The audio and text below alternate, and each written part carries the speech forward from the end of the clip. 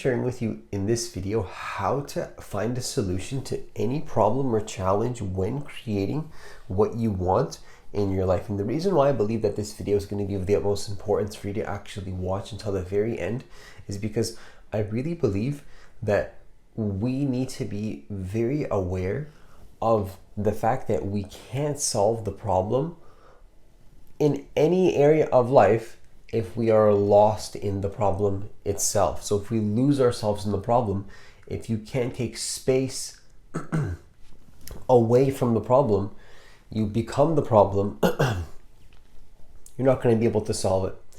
And so the first part of this process that I believe is very important to be able to actually do this is very clearly to detach from the problem.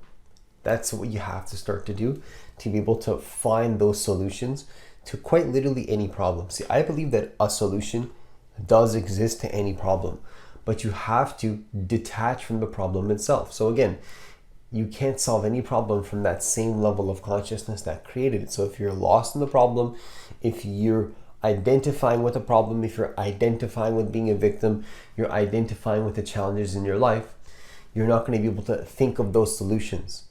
Because while you're complaining, while you're being a victim, you're blocking yourself off from the opportunity to be able to think of a solution. Haven't you ever noticed that a very stubborn person can't think of solutions? They're not open to possibilities. It's because they're set on their ways. And if you're set on your ways, it's because you're attached to the problems in your life. And if you're attached to the problems in your life, you're never going to be able to find a solution.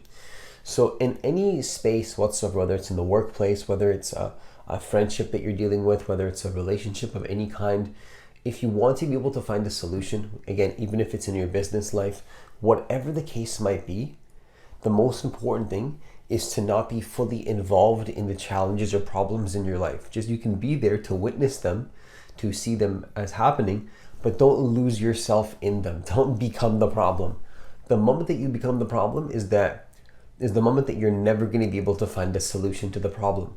And so the second part of this process that is very important to be able to actually find these solutions to the problems that are happening in your life is to think greater than the problem.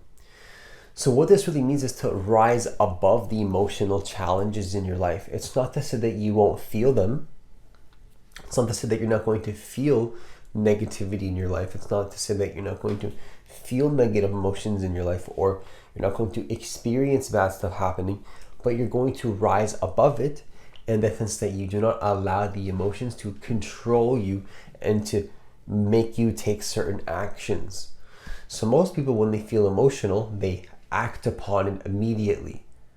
They act upon their negative emotions immediately. They never fearlessly act in a direction of doubling down on being fearless again and again and again. They double down on the negativity. They double down on not thinking greater than the problem. So what you want to double down on is always stepping into being decisive, even if you don't necessarily know if it's the right answer, even if you don't necessarily know if you're going in the right path, but to think greater than the issue and to execute. To be a person that executes. Not to be a person that continually doubles down on your problems and your challenges and your mistakes, but a person that doubles down again on execution of finding solutions.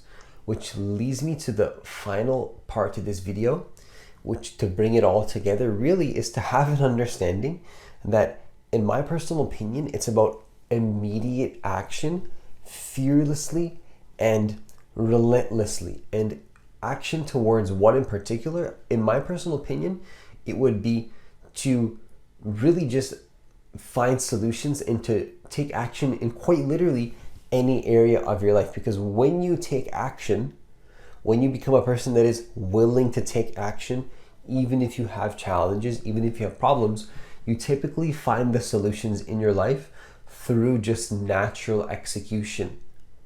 So if you naturally execute, if you naturally do stuff, if you naturally just take action instead of overthinking, you get all the solutions that you need naturally. Whereas if you force yourself to do things you don't want to do and you don't act immediately because you get stuck in a thinking pattern or whatever the case might be, you can't get those solutions. So the key is to start to understand that when I say immediate action, it could mean doing a meditation. It can mean doing nothing. It can mean not doing meditation. It can mean sleeping for 10 hours more. It can mean eating more. It can mean not meditating for multiple years and doing something else. It could mean reading a book. It can mean getting a job or not getting a job or quitting a job. It's like, what does it mean? What does it really mean? Like, which path do you choose at the external level? It's not about what you do. It's about committing to being a person of integrity and true value in being the person that you actually want to be, and then fully committing to that. And then however that manifests in the external form, you commit to that. And you do that immediately. So if that means sleeping for 10 hours and not taking action on anything whatsoever, then so be it. That could mean immediate action. Immediate action can mean no action at all and sleeping for 10 hours. Or it could mean immediately and fearlessly do something in your life that you know you have to do to get a result in your life because you have the energy to do it.